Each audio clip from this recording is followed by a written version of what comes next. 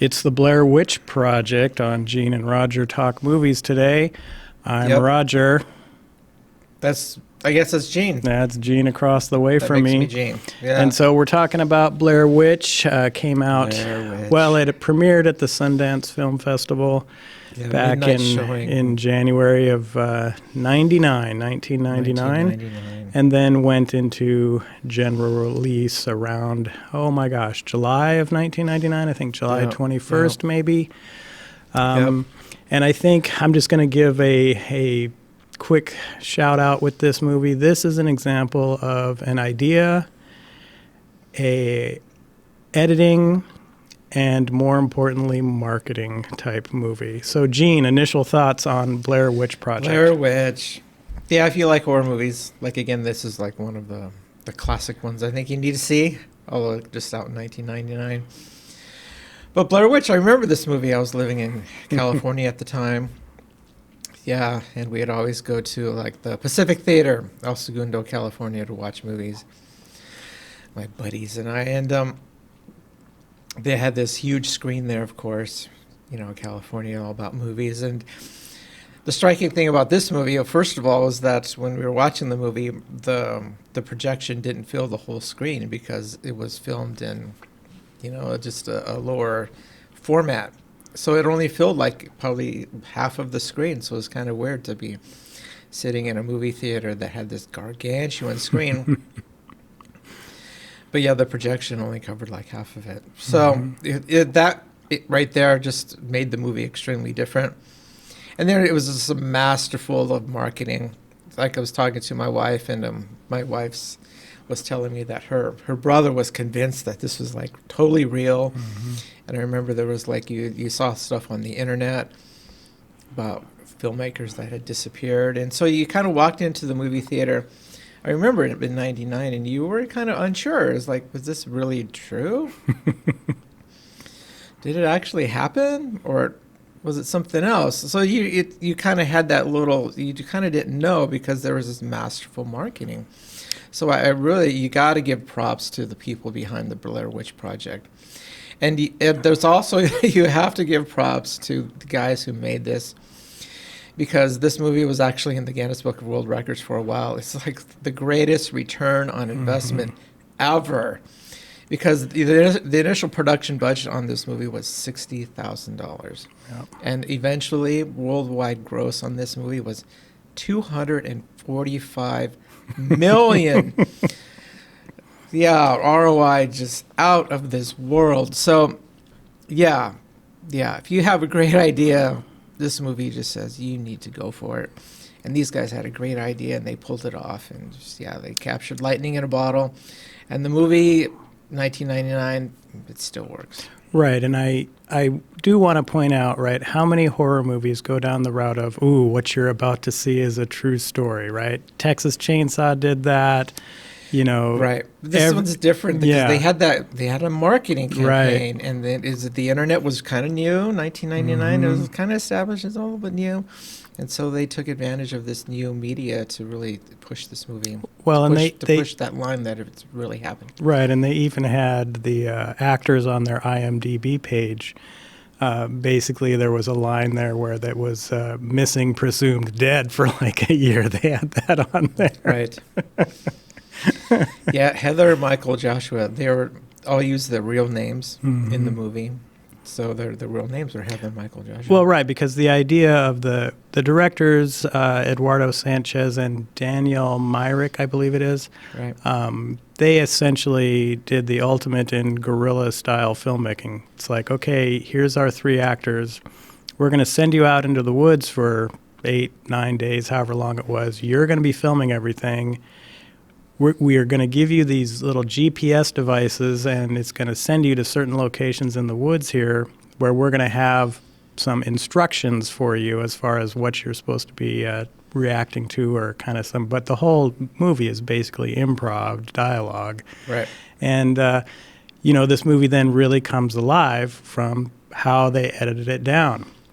They ended up with, I don't even know, 30, 40, 50 hours of footage, however long it is. And of course, this movie's edited down to 82 minutes. Yeah, right. Of course, it's in the sweet spot for horror Yeah. films, right? 81 minutes, I think, is the actual runtime on this. And so this movie really was a pile of footage, and they constructed this film around that footage. And then it was the marketing piece that just turned Yeah. this into a It's brilliant. worldwide phenomenon.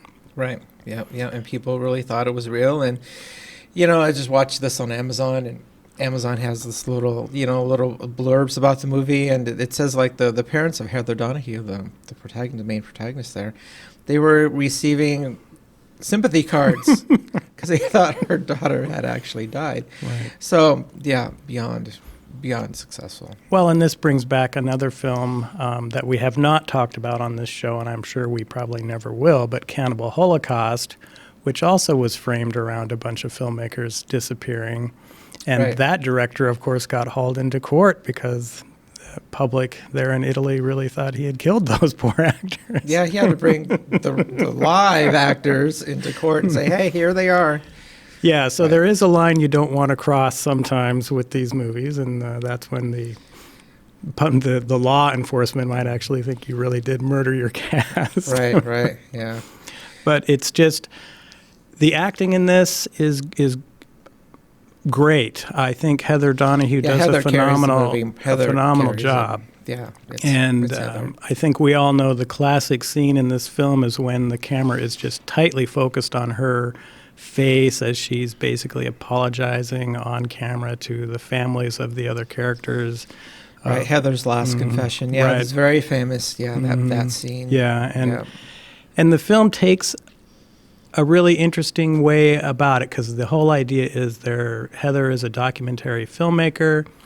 She and her two friends, Joshua, and then their new friend, Mike, who's like the Yeah. sound guy. Yeah, Heather didn't actually know Michael until they met for the project, and they went to his house and picked him up. Right, Yeah, and but so- Heather and Joshua knew each other. Yeah, and so they're doing this kind of documentary about the Blair Witch, and there's some great early scenes where they are setting up the backstory of this Blair Witch because Yep. they're interviewing people in the town that they go to, and I think this is great. Yeah, the first day. Right. Yeah, I mapped it out. There was actually 7 days. So a little biblical reference there, 7 days for them. And the first day, they conduct town interviews. hmm And this, Gene, you always like to talk about how the unseen is often more scary than the seen, and that's this movie That to is a T. totally this movie. Right. The Blair Witch, there's definitely a witch. A witch exists, is true, and is real, but they never see it. Mhm. Although on the very last, the second to the last day, they're running outside the tent, and Heather seems to see something, and so it's extremely scary, but she definitely, in the darkness, she definitely sees something, although it's not ever on camera. We just hear her screaming about that. So, yeah, so she actually, the fifth night, she sees something. Right, and that's a great thing that you just My brought up notes. there, because during that scene, right, because you have to remember Joshua, Michael, or Heather are the ones always filming. There's two Right. cameras. There's one that's color, and then there's one a that's black and white black film and white. camera. Mhm. Which, yeah, we can get into that. Right, but during that scene where she's fleeing and saying, "Oh my God, what is that? What is that?" Right. One of the camera people was supposed to pan over there to see that. Yeah, they did want to show something. It was like Right. this, obscured figure, but they never did that shot because they were all running in terror, and so.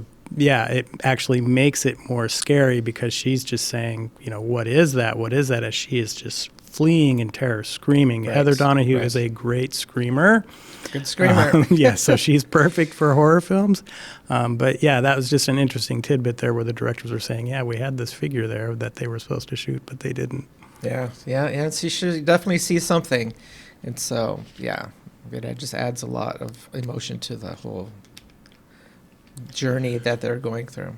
Right, in this And movie, again, it's all stuff you don't see that scares you. Right, and this movie is very good in the respect that in movie making you want to build the tension, you build it up, And this movie, definitely, they're out in the forest for 7 days. The first day, they're just conducting interviews. They spend the night in a hotel. The second day, they go out and they meet some more people. They meet these old guys Fishermen, fishing. yeah. Yeah, these guys fishing. And they definitely learn that that the area is definitely haunted. One of the fishermen, this old guy, is definitely convinced the area is haunted. And the second day, they leave their car for Coffin Rock, and they begin their journey into the woods. Yep, and it's just this slow build early on. Of course, the movie's only 81 minutes long, so you're not spending a lot of time building things up. But then each night, more strange things happen. Yeah. The third day, Heather is, it's interesting, her confession later, but as of the third day, she is completely confident and insists, I know where we are. She tells them not to worry. They're looking for a cemetery trail. And so, they cross this river on some log, and they run into, this is the first time where they run into something that is pretty supernatural there, or weird. It's probably the better word to be weird. They run into these rock cairns, and rock cairns. A cairn is something that is clearly man-made, but a pile of rocks. Oftentimes they're used to mark a trail, like on barren terrain, where a trail might be hard to see, but definitely they're man-made to, like I said, to mark a trail, or sometimes they're used for ceremonial purposes, or I'm sure these were ceremonial purpose ones. Other things. And that night, they begin to hear noises in the night. So it starts, as soon as they leave and start going into the forest. Well, but let's back up for 1 second, because remember what happens to one of those rock cairns. Oh, it gets knocked over, but right. I think that happens on like the fourth day. Is it? Okay. Yeah, it happens like the next day. But but the very first night they hear noises in the night, and it's kind of like distant. It's like kind of even a prelude to what's coming. Yeah, it almost sounds like, I don't know, rocks slapping together. Right, breaking branches, but definitely something that noises that really shouldn't be hearing in the forest. Right. Yeah, but it brings up another point, is like when I was younger, living in Colorado, like we'd go camping a lot, like the Flat Top Wilderness area in Colorado. And we'd have these big bonfires, and one time my crazy friends and I, we rented this generator, and we took our stereo system up into the mountains, and we were blasting like Pink Floyd in the middle of the night, this isolated camp and stuff. And I think we were really loud, because these people who were camping, I think maybe even on the other side of the lake, they walked all the way over and told us to knock it off. Ruining their nice little nature thing with your Pink Floyd, huh? Yeah, exactly. But it just reminded me that, the forest, has a certain thing about it. I think it's primeval for us, because, that night and other nights, you just have to check it out. So I would leave the campground and walk off into the forest for just a little bit, middle of the night. And, you don't have to really go very far, because you're deep in the woods. You're in Colorado. You're not near civilization. You're walking away from your campground. The forest gets dark really fast at night. And then it's creepy, because, you can't see too far. And your mind just starts playing tricks on you, because you start thinking like, oh, what's behind that tree, or what's over there? And you do start to hear noises. The forest is kind of like a not entirely silent place. But so it is creepy. The forest is creepy. Even to this day, I challenge our listeners, you find a remote place, you go out in the forest by yourself late at night. Yeah, you're going to feel it. You will. And so they're out there, and they hear noises. I mean, these noises are, they're not like deer walking around. Right. This is definitely something else is going on. Well, and as the movie goes along, it gets even more creepy with those noises, boy. Yeah. And again, it's going back to, you don't ever see anything. It's just... You don't see anything. And one of the other great things about this, because it's all kind of just camcorder type footage, right?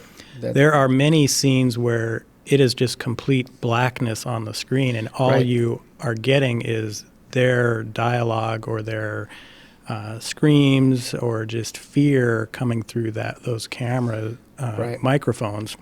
Right. And it's brilliant for a horror film, right? It's just what is going on out there. Exactly. And then they'll they'll leave the tent and then maybe they'll turn the camera on at that point. But you always have like this 20, 30-second sequence where you don't see anything. You're just Right. hearing them. Right, exactly. Yeah, so I marked it out into days. There are 7 days. And so by the third day, they're looking for cemetery trail.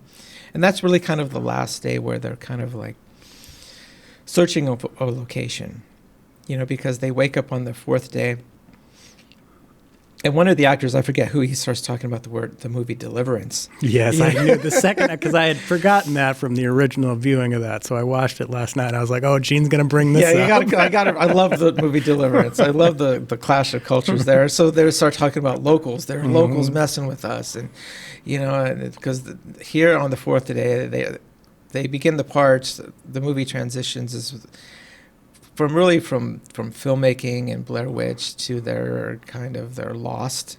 I think on the fourth day they really start to realize that they're just walking and they're lost. So Heather still she's still kind of pretty lays forth the image that she's in charge, and she's being thrown that out there that she knows where they are. We just have to keep hiking a little bit more. We're definitely going to get there. And then they camp that fourth night, and the noises get much, much louder. And they note that they hear noises on all sides of us. And one of them says, "It sounds like footsteps." Yeah. And then it goes into the fifth day, and again, it's a lost day. They're just walking around. Yeah, and they wake up on that fifth day, and they found these rock cairns, and they're all around the tent. And that this day is kind of like again, they're feeling desperate. And I heard in part of production notes that the guys who made this movie, they purposely started to feed the actors less food. Right. Yeah, so to kind of increase their tension, kind of make them a little like unease. Yeah, it was the Stanley Kubrick style of filmmaking. Let's really start tormenting our poor actors. Right, exactly. Yeah, and then on the fifth day, it's Mike. Remember this? They spent a whole day yesterday just walking around aimlessly, not really knowing where they're going.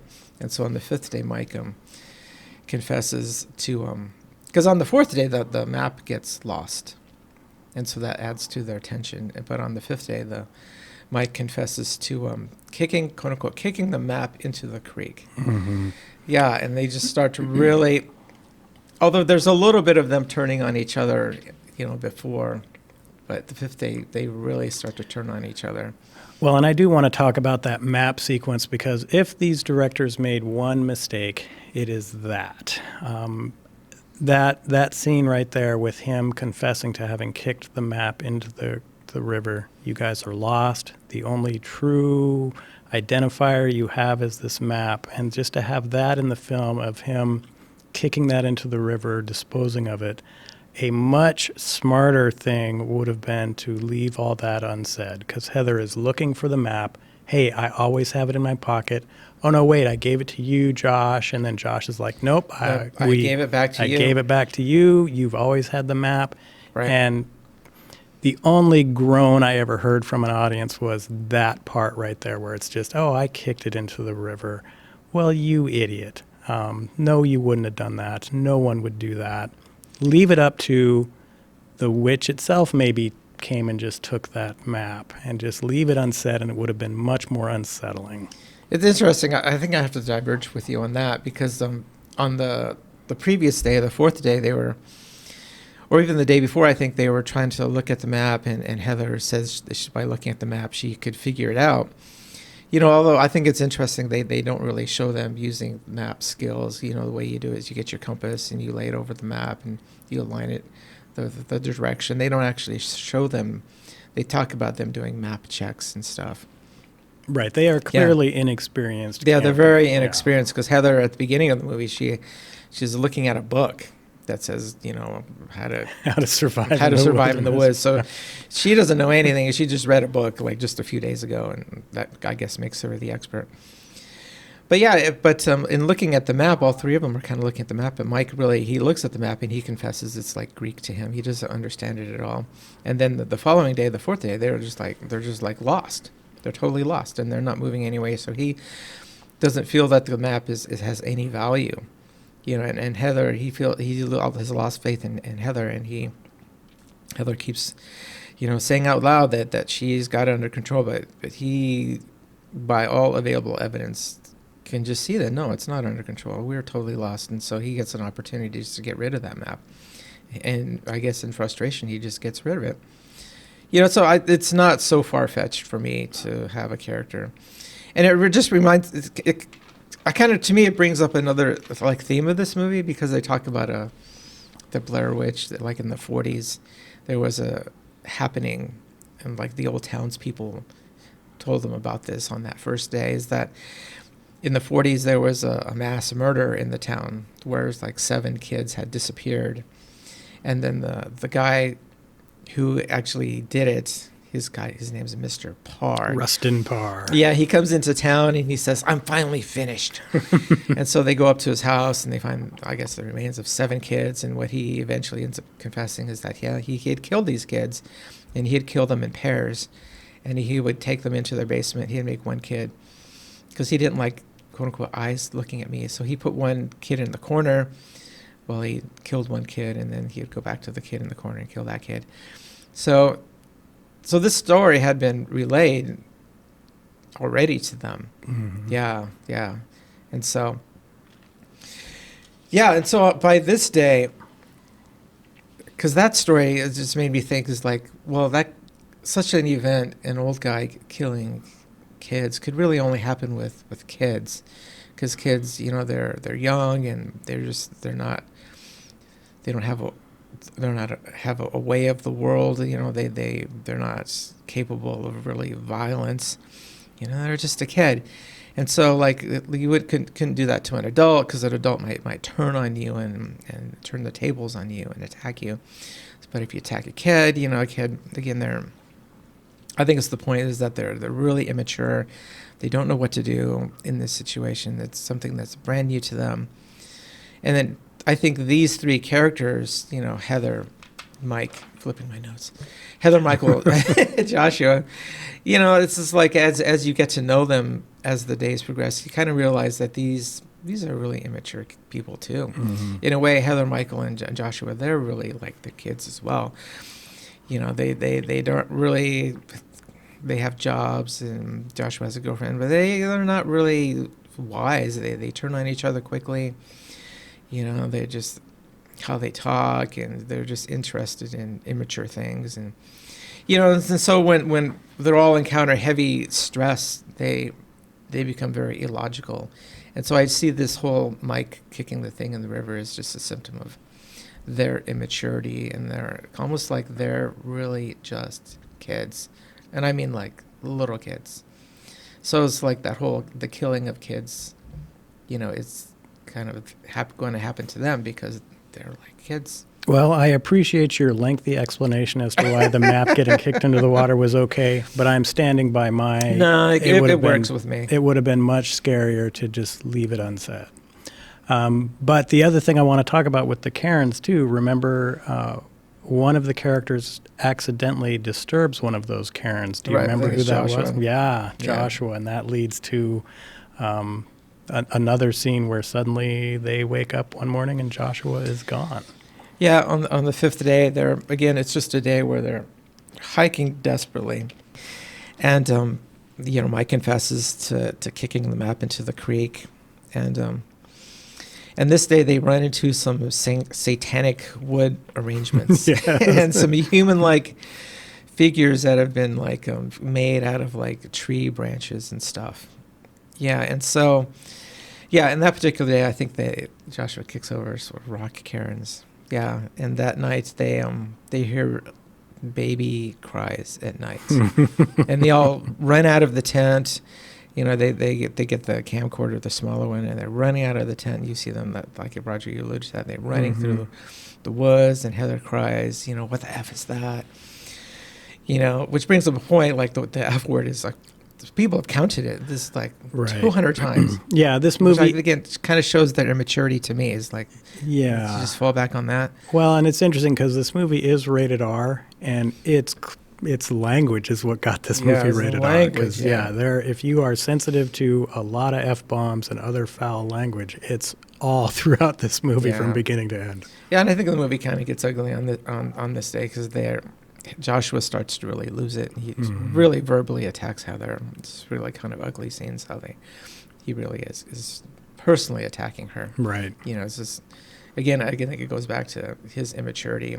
You know, in a crisis situation, instead of just sitting and calmly thinking about things, they're just going crazy. Although they kind of allude and they talk about that, then maybe off camera they were talking. But I think they would have shown that because Heather was still trying to document everything. I think they would have shown them, having a calm conversation, but you don't really see calm conversations. Well, and there was a number of sequences where Michael especially was like, turn that camera off, and he would physically take it and knock it down. So Right. there definitely was sequences where they were having off-camera conversations to try to work through this. That fourth and fifth day, they're starting to really lose it. Yeah, and then also on the fifth day, we Mike or Joshua discovers that there's. Well, actually, backtrack a little bit because they hear babies noises and they run off into the woods. And actually, they spend the night in the woods. Mm-hmm. My gosh, it'd be freezing. And they get back to their camp. And because remember, Gene, in that tent, before they got out of the tent, they were in there. What's that? You're hearing the babies cries and all this weird stuff, and then what happens? That tent starts getting there's something shaken outside that's shaking their tent, and physically shaking their tent. So they bolt out of the tent, and and so they ain't going back to that tent until the daylight's out again. They're all pretty scared, and then they hear babies crying, and they're chasing stuff, and that's when Heather says, "What the F is that?" And they get back to the tent, and Joshua discovers slime all over his stuff. Right. That's where so it made me think of the movie Ghostbusters, It's just like, so it's like there's slime. You got slimed. Yeah. And so as they're hiking, that day, they really are losing it. There's a point where he's crying, and they they go back and they realize that, which is, I think, pretty horrific, is that they've been hiking all this time, expending all this energy. And they've been walking in circles. Yep. Because they get to the river crossing. This is like the end of the day on day 5, and they get to the river crossing they had crossed on day 3. So something's up with the compass. Maybe clearly there are spirits out there. Spirit had affected their compass probably, because they're not hiking in one direction. Right. They're in a circle. But again, at this point, they're not thinking rationally, any of them. And then the 6th day is really when the stuff hits the fan. They wake up and Josh has disappeared. Yep. Like he is just gone. Yeah. So, and they spend the day. They decide to, instead of hiking south, they decide to hike east. Well, and that was kind of an interesting scene too, because why did they decide to go east? Yeah, it's really funny. Mike is like, well, let's see, which one was the Wicked Witch was it the West or the East in Wizard of Oz? And of course it was the West. So he's like, oh yeah, let's go east.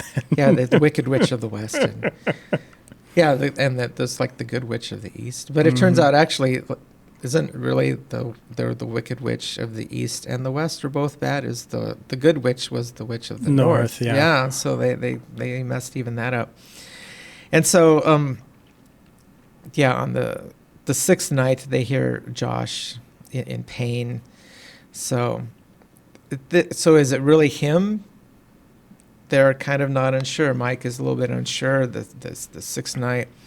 So they're hearing Josh out in the woods. He seems to be in great pain, but they're kind of unsure. And so the 7th day comes.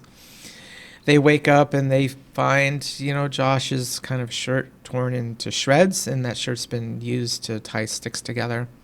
And then they, again, hiking east, and they find some remnants of Josh. Yeah. Some teeth and a tongue tied up in a part of his torn shirt. Mm-hmm. Well, and there's another interesting thing there with that scene, because Heather didn't mention that to Mike. She discovered that on her own. She did. And then kind of tosses it away, and then goes back later before her and Mike continue on their journey. And she opens that up and sees that there's a tooth and a piece of a tongue and Right. things like that It's in pretty there. gruesome. But she doesn't share that information with Mike. But Yeah, to her credit. Yeah. Right. Because he would have freaked out. And then that night is Heather's confession. mm-hmm. Right. Yeah. Yeah, and then I think it's the same night they again hear Mike. Well, they heard him the day before on the sixth night. The Josh, seventh night, yeah. they heard Josh. Yeah, thanks. And then seventh night they hear Josh again, and then they go to explore it, and they run into a house. Mm-hmm. Yeah. I remember sitting in the movie theaters thinking, "It's like, man, if I was there, I probably would just set that house on fire." Right. Yeah, because it's just in some effort to like take control or do anything, but I don't know. But this house was called the Griggs House, and it was built in the mid-19th century, so it was actually a real house. Right. You know, it was located in Granite, Maryland. Looked it up a little bit, and I guess it was really a decrepit old house, and after the movie, a lot of people were trying to explore this house and go Mhm. into it, and so the state of Maryland talked about maybe renovating the thing, but it ended up being demolished. Yeah. Yeah, so if you try to find this house, you won't be able to. Well, and I think, what is it, Burkittsville, Maryland kind of got flooded with tourists after this movie came out. And so I think they were probably okay to just, hey, the place has been demolished. You don't need to come to our you little don't need to town come here anymore. Yeah, you know? exactly. Yeah, maybe got famous for the wrong reasons. Right. Yeah, I heard there was a lot of like wannabe Blair Witch Project filmmakers at that time Mhm. wanted to Yeah. make their own. Yeah. Oh, yeah. So they're in the house, and then they hear Joshua's voice, and they hear it upstairs. So they run upstairs. It's really weird. They see all these like runic kind of markings on the wall Mhm. and little handprints of kids Kids, of course, yeah. the bloody handprints in the kids. Yeah, and then kind of Mike is driving this right here because he's hearing the voices, and Heather's following him. And then all of a sudden, Mike hears Joshua's voice downstairs. Mm-hmm. So he runs downstairs, and Heather's following him, screaming the whole time. Right. And yeah, whole time. the intensity level right here, once they get to this house, is through the roof, primarily Right. because of Heather Donahue's just screams. Screaming, yes. Yeah, this is the climatic scene for sure. Yeah, the Mike goes into the basement, and then all of a sudden his camera is on the ground. Yeah. You don't know what's happening, and then you switch to Heather and Heather's camera, which is again, I think the whole play between the two cameras, it kind of adds to the effect of this movie. Yes. Especially that one is in black and white. Yes. The black and white footage is always a little creepier than the color footage. Yes, much creepier. Yeah, and they give them to their credit. The filmmakers to their credit, they did a good job with the black and white footage. Mm-hmm. Yeah, just building tension and just good stuff. Yeah, and then Heather gets downstairs to the basement, and what does she see? Just like the guy telling the story of, what was that guy's name? Rustin Parr. Russ, is Mr. the- Parr. Yeah. Just like that guy. Where's Mike? He's in the corner. Yeah. And then her camera falls to the ground. You hear like a thud. Mm-hmm. So something physically hits Heather. Her camera falls to the ground. And that's it. And the movie ends. The movie Yep. just, boom, ends. Right. And Yeah. when I saw this in the theater when it first came out, this is the only movie I've been in where when the movie ended, it was complete deafening silence in the theater because everybody was so disturbed by that ending. And it wasn't everyone's deathly silent because the movie sucked. It's like, okay, I don't know if I'm going to sleep very well tonight, that kind of thing. And so I think the ending and just the entire way this movie is designed was, like you said earlier, lightning in a bottle. Yeah. We're all familiar now with these found footage movies and Paranormal all this Activity, stuff. all of them, Cloverfield. There, Yeah. every year here's 20 more found Found footage footage movies. from- This yeah. was the true first one that got a wide mainstream audience. Yeah. Have there been others? Of course, we talked about Cannibal Holocaust. That uses found footage stuff, but nobody saw Cannibal Holocaust. Nobody saw that movie. Blair Witch was the first one that really, and was really just 100% that. There's no, here's a detective story at the beginning where, these kids disappeared and we found this No. footage, let's look No. at it. Kind of like Poughkeepsie tapes, if you've seen that one. That's how that one's kind of designed. This is just, hey, we found this footage and here it is, and that's all it is, and now the footage is over and Right. the movie's done. And it really has a power to disturb you, unnerve you, make you feel creeped out. Right. Right. You know, I mean, what was your experience coming home from the theater? Yeah, my friends and I, you know, a mark of a good movie is that you talk a lot about it, you know, after when the movie's over. And definitely my friends and I were talking about the movie and trying to, you know, put it all together. But yeah, the movie definitely accomplishes that. We were all talking about it for a long time. Yeah, and I think when you're tying into the marketing, right, because again, the marketing is what really made this movie at the end of the day, where you could go to the little websites and it's like, oh, these kids are Yep. missing, and they had it all set up like it's a real deal, and there's Yep. this investigation, and they had a little documentary feature that you could see. I think it was on Sci-Fi Channel maybe, where, yeah, here's the backstory on Rustin Parr, and here's the backstory on the right. witch and all this stuff. And a lot of people believed that it was really true. Yeah. Yeah. Yeah, and so it Maybe just... it's a prelude to our, sorry to interrupt, but a prelude to our current society that we're in is that we're gullible to a certain extent. Right, yeah. You know, we'll believe just kind of if something's out there and somebody who's a quote unquote an official person says it, well, yeah, that's true. Yeah, I'm down with that. As we won't get into that, but well, and I don't think the but filmmaker's intent was not to be nefarious. well, they wanted to make a movie and, Right. and market their movie. Right. And they succeeded. Yeah. Oh, yeah. And But I think the point's valid, though, is Oh, they yeah. illuminated a part of our society that will just believe it. well, you know, people still believe Texas Chainsaw Massacre is a true story too. Yeah, So, you yeah. know, I guess so- it's always been true, even to go way back to like the 1938 Orson Welles, The War of the Worlds, the radio broadcast. You know, and people believe that. The Martians were really coming and invading the Earth. Yeah, 1938. Yeah. So it's been going on a long time. It's but going on a long time. These filmmakers took full advantage of their artistic talents, really, to make Yeah. this movie fully realized. The one thing I will point out, though, is not everyone can handle this movie, and it's not because it's disturbing. This is the shaky cam footage type movie because you have to understand these are unprofessional camera people, right? The Right. They didn't have actors steady cams. themselves were just doing this.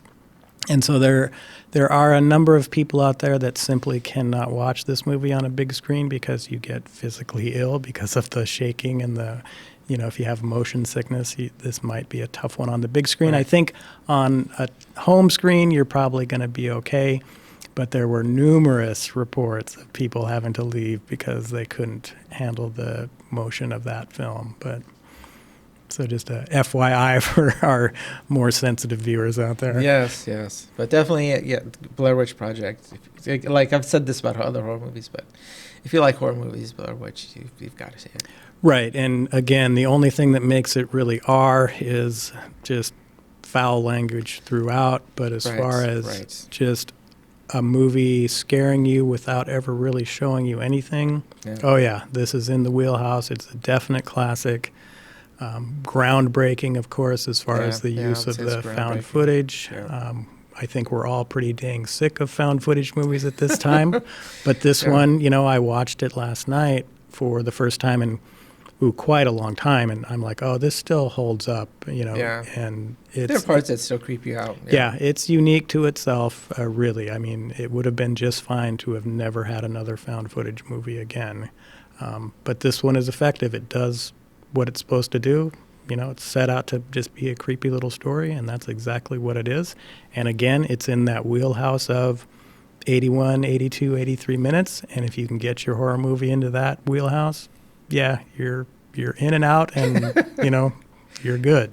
Yeah. Would you say 81 minutes? Yeah. Yeah, it was 81 minutes. And, the other thing I do want to point out about this film, there's no music in this film. There's two sequences of music. One is when they go to pick up Mike, and it's on there. Music in the car. And there's music in the car, and then there's creepy little weird sound type music at the end when the credits roll. But other than that, there's no music. And so that's another effective thing here that really makes adds you... into the found footage. Yeah, found footage, right? We're not putting some bombastic orchestral score over the top of this stuff. So all the fear and all the screams and all this stuff. Yeah, without music, it's even more unsettling, right? Yeah, and it's not like the movie The Thing, where definitely music adds a lot. Mm-hmm. Yeah, no, it's pretty. It's quiet, man. Yeah, and you are in the forest. There's no sound until there is sound, and the sound that's in the forest is super creepy. Yeah, exactly. Yeah, and then at having music actually would probably distract from that. Right. That creepiness of the forest. Right, and the whole idea was, hey, we found this footage. Here it is. We're not trying to do anything other than that, and just really works well without the music. Yeah. In this movie, just the whole idea of the forest is being inherently creepy. It goes back a little bit to the movie The Witch, which we reviewed a little bit before. Which, yeah. So there you go. There's my woods challenge. Yeah. And so, anything else about Blair Witch Project? Blair Witch? No, I think we did it pretty well. I think I covered it. Yeah. I kind of like they went through the 7 days. I don't know. Are there biblical allusions to that? It took 7 days, not 5 days, not 10 days, no, 7 days. Mm-hmm. Yeah. So I like this movie has its deepness. Has you can go deep on the movie. So I appreciate that. Right. And I think you can go deep on the movie, but you can also just be kind of creeped out by this creepy little film, because that's ultimately, at the end of the day, what the directors wanted to do, and they succeeded. I agree. And so there's a sequel to this, Blair Witch 2, Book of Shadows, complete garbage. And then there is a reboot that came out that I tried to watch. I'm going to put that one in the garbage pile as well. So the one and the only Blair Witch Project, that's the first one. The only one you need to see. Yeah, Heather Donahue. Next week, Gene, what is the plan? Is the plan Halloween for next week? Yeah, in celebration of the upcoming holiday, which is our favorite holiday in our family. Halloween, and then the week after that, we'll do Jamie Lee Curtis's Halloween Ends. Okay, that just came out this weekend, so we'll check that out. And so, okay, so great. So Halloween next week, the one and only John Carpenter original. Yeah, and I do have to confess, I have never seen this movie. What? I've never seen the original Halloween. Oh my God! Next week's show is going to be awesome. So we're setting us up for a good comparison contrast here. Okay. But a movie that I've never seen. Wow. Well, I am now super excited for next week's episode because I'm shocked that you have not seen that. Yeah. But okay, well, we will catch you next week. Check out Blair Witch Project if you have never seen it. It's a lot of fun. Yeah. Bye-bye. Later.